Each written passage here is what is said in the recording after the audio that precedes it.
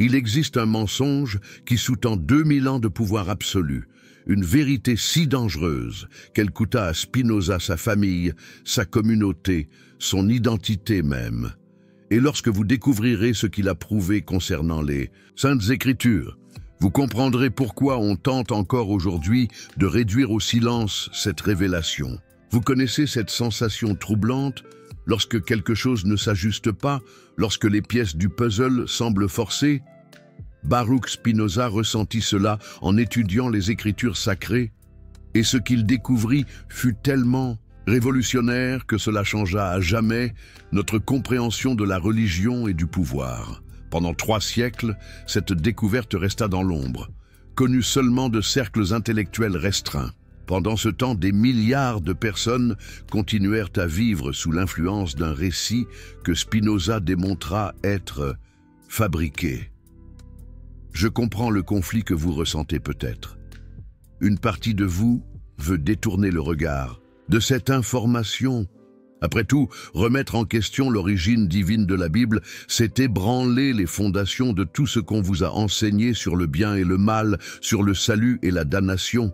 Mais il y a une autre partie de vous, n'est-ce pas? Une partie qui a toujours soupçonné que quelque chose n'allait pas, qui a senti les contradictions, qui s'est heurtée aux incohérences. Et c'est cette partie qui vous a mené jusqu'ici. Spinoza n'était pas un athée voulant détruire la foi. C'était un homme profondément spirituel, cherchant la vérité avec une telle dévotion qu'il sacrifia tout pour elle. Son œuvre, le traité théologico-politique, elle n'était pas écrite pour attaquer Dieu, mais pour révéler comment le nom de Dieu a été utilisé comme instrument de domination. La question à laquelle Spinoza chercha à répondre était simple et dévastatrice. Si la Bible a réellement été écrite par inspiration divine, pourquoi est-elle pleine de contradictions, d'anachronismes et de passages qui servent clairement des intérêts politiques spécifiques? Imaginez découvrir que le document le plus sacré de votre vie a été soigneusement édité, réécrit et manipulé au cours des siècles, non pas par hasard, mais avec un dessein calculé. Spinoza le prouva en utilisant la Bible elle-même comme preuve. Il commença par une observation troublante. Moïse, qui aurait écrit les 5 premiers livres de la Bible, narre sa propre mort. Comment quelqu'un peut-il décrire en détail ses propres funérailles et ce qui s'est passé ensuite? Mais ce n'était que la partie émergée de l'iceberg. Spinoza identifia des dizaines d'anachronismes historiques, des références à des villes qui n'existaient pas à l'époque décrite, des mentions de rois qui ne régneraient que des siècles plus tard. C'était comme trouver la mention d'un smartphone dans un document médiéval. Avez-vous déjà réfléchi pourquoi tant de lois bibliques semblent parfaitement alignées avec les intérêts d'un clergé spécifique? Pourquoi tant de récits justifient des conquêtes territoriales, des massacres et des systèmes de pouvoir? Spinoza ne se contenta pas de souligner ces questions. Il développa une méthode révolutionnaire d'analyse textuelle que nous connaissons aujourd'hui sous le nom de critique historique, et ses conclusions furent explosives. La Bible n'a pas été écrite en une seule fois, par inspiration divine, mais compilée au cours de siècles, par de multiples auteurs, avec des objectifs politiques clairs. Les rois d'Israël et de Judée, les prêtres du temple, les leaders de l'exil babylonien, tous ont laissé leur marque sur le texte. Chaque groupe réécrivit les histoires pour légitimer son pouvoir, ses lois, ses guerres. Et voici ce qui est le plus troublant. Spinoza démontra que ce processus n'était pas accidentel. Il fut délibéré, systématique, politique, pensé aux implications de cela.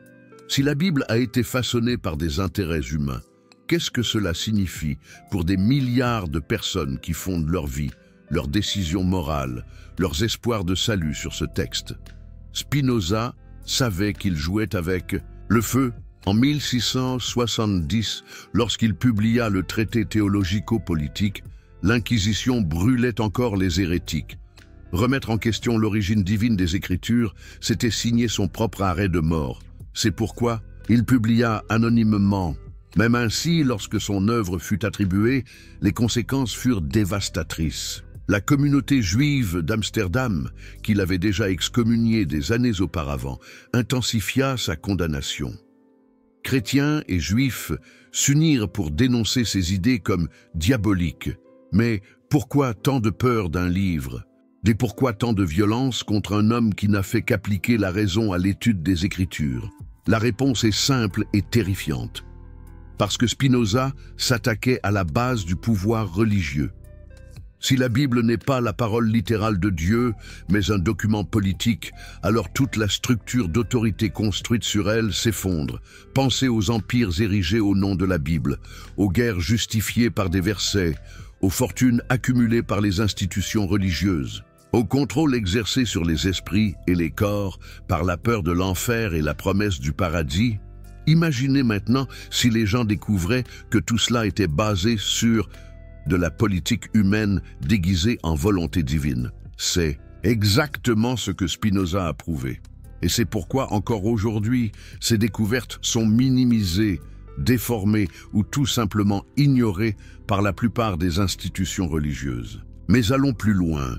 Spinoza ne se limita pas à pointer les problèmes. Il reconstruisit, morceau par morceau, comment la Bible a réellement émergé.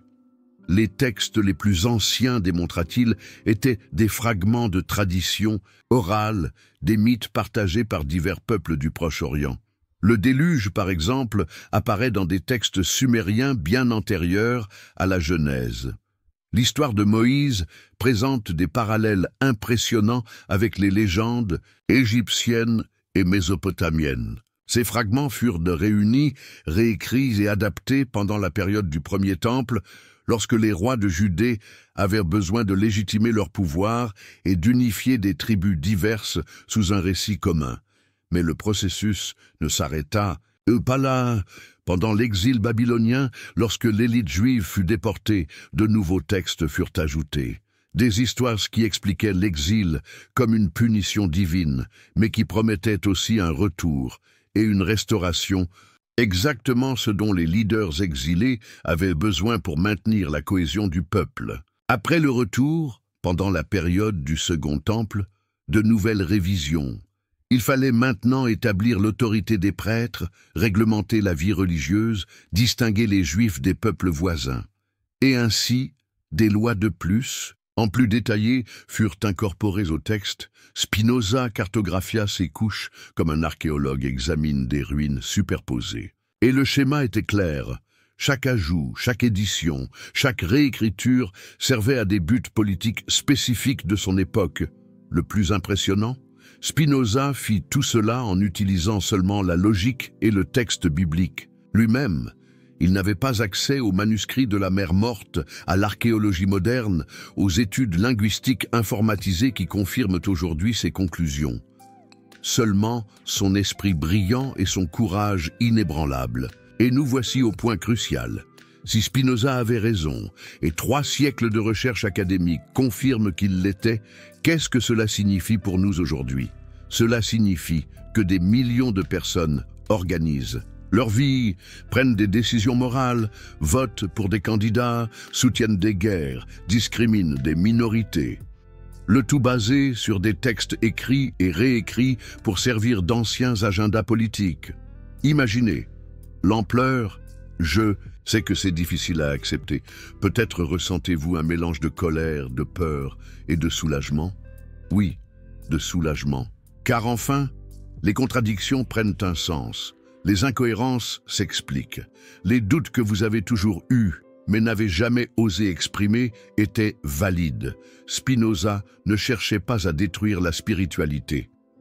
Au contraire, il croyait que la véritable connexion avec le divin n'était possible que lorsqu'on se libérait des mensonges et des manipulations.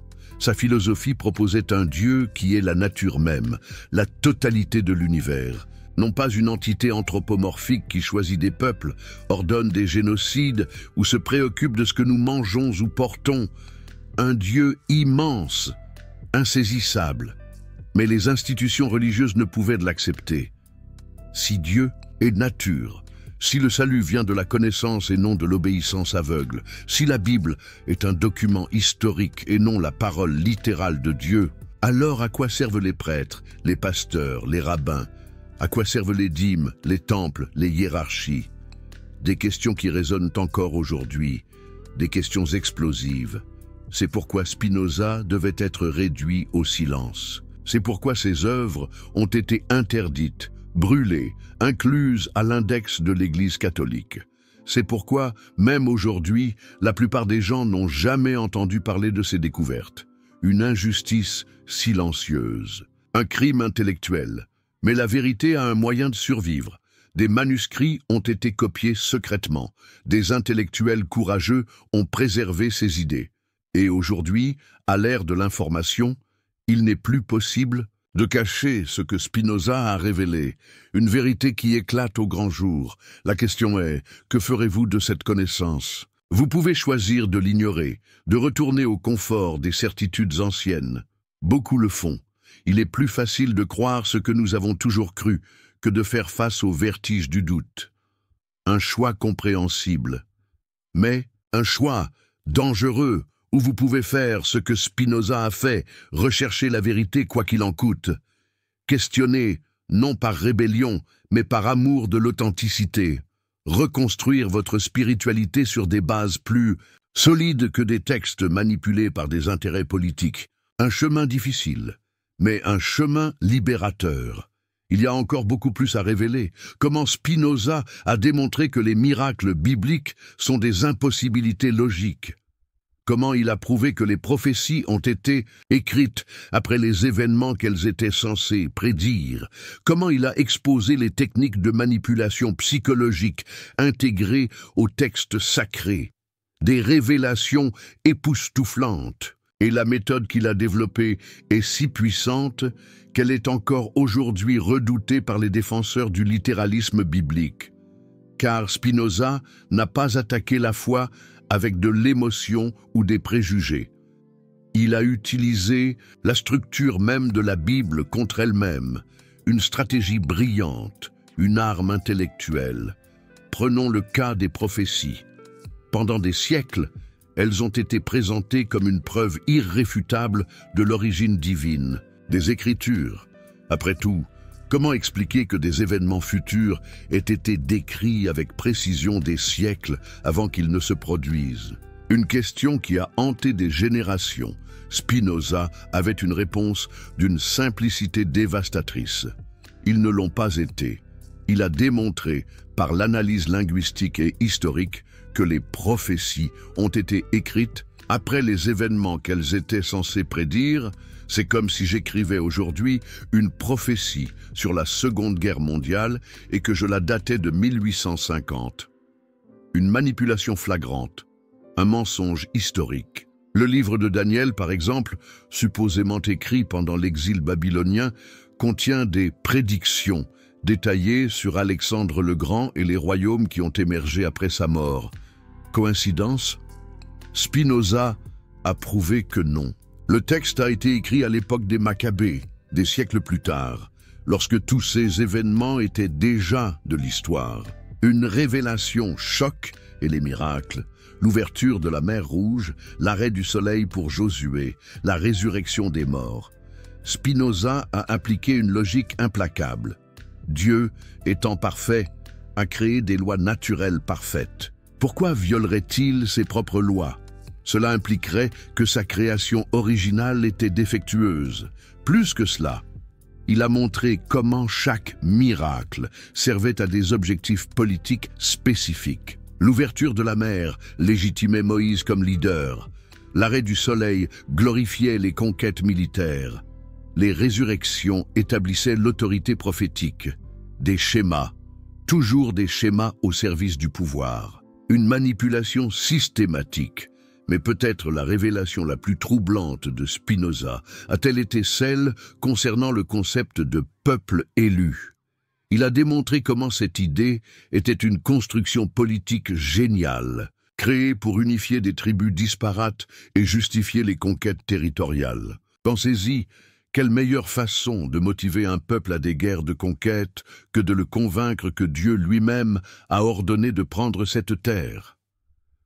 Quelle justification plus puissante pour le génocide que l'affirmation que les victimes étaient des abominations aux yeux du Seigneur? Une question terrifiante. Spinoza a retracé l'évolution de ce concept. Au début, c'était simplement l'idée d'un Dieu tribal qui protégeait son peuple. Progressivement, elle s'est transformée en notion de supériorité morale et de droit divin. Enfin, elle s'est cristallisée comme justification pour toutes sortes de violences et d'oppressions, et cela ne s'est pas arrêté au judaïsme. Le christianisme a adapté le concept en remplaçant le choix ethnique par le choix par la foi. Désormais, n'importe qui pouvait être élu à condition d'accepter l'autorité de l'Église. L'islam a fait quelque chose de similaire avec le concept d'Umma, la communauté des fidèles.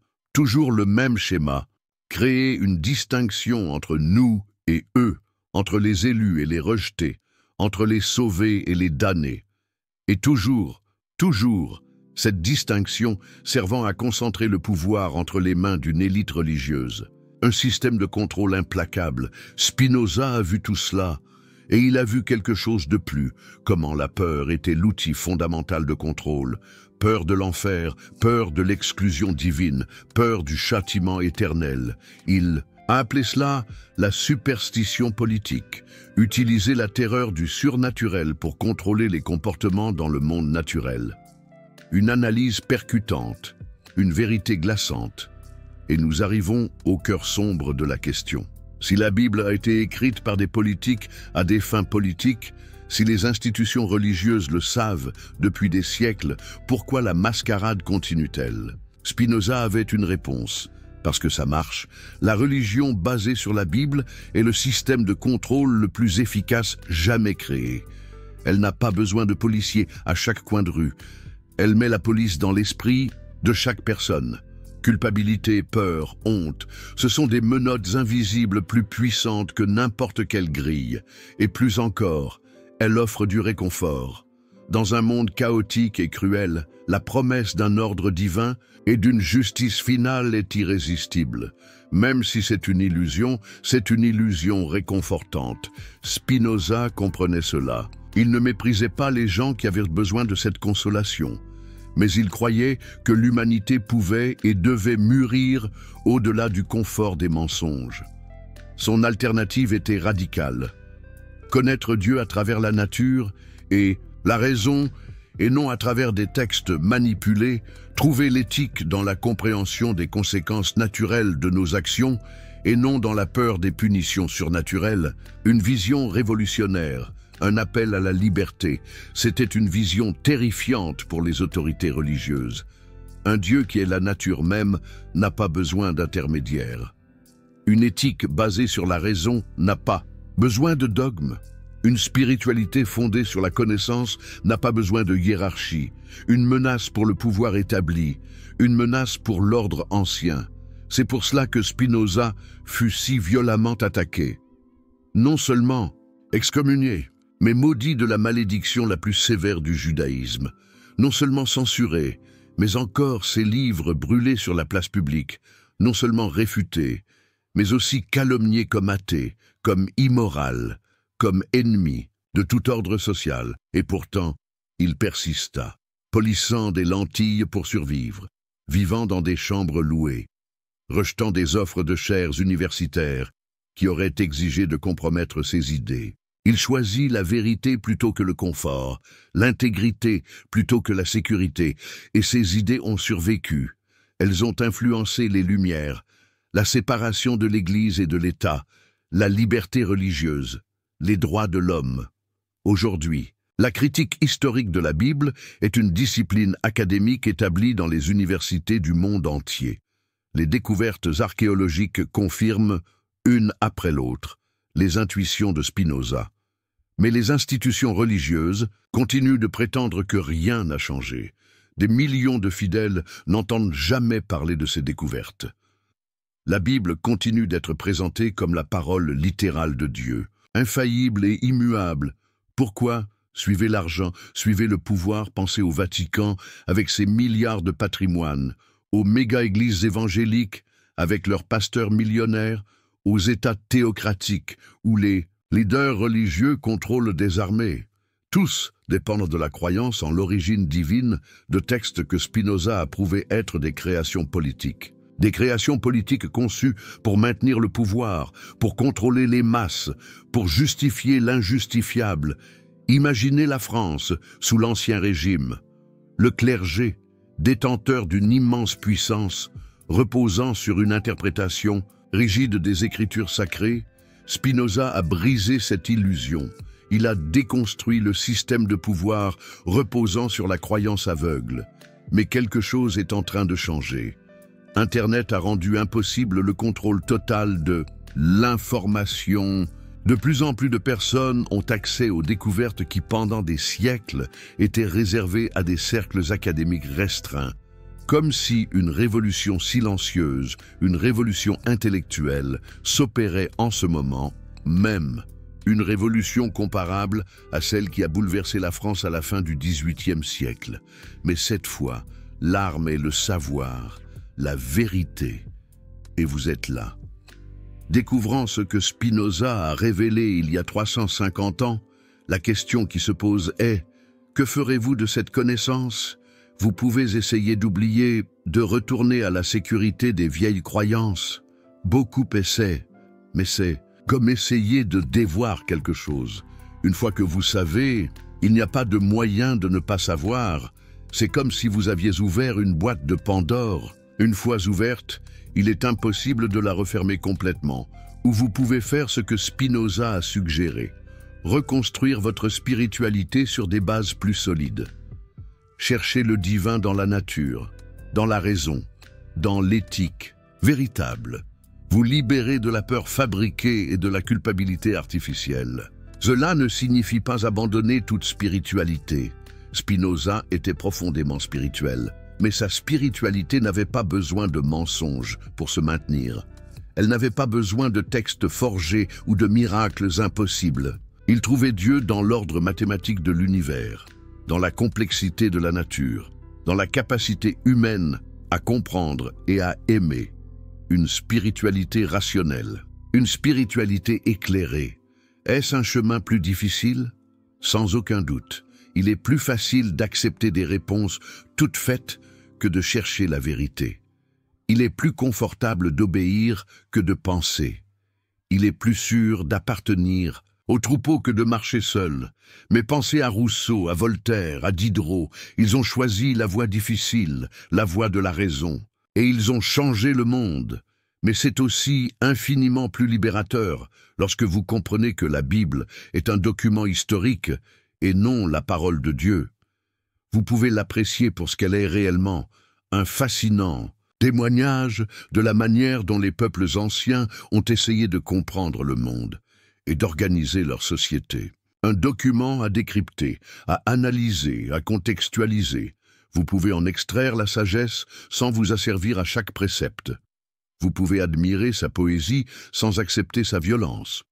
Vous pouvez apprendre de ses intuitions psychologiques sans avaler sa cosmologie primitive. Et plus important encore, vous pouvez enfin assumer la responsabilité de votre propre vie morale, sans béquille, sans excuse, sans transférer à un livre ou à une institution le pouvoir de décider ce qui est juste ou faux.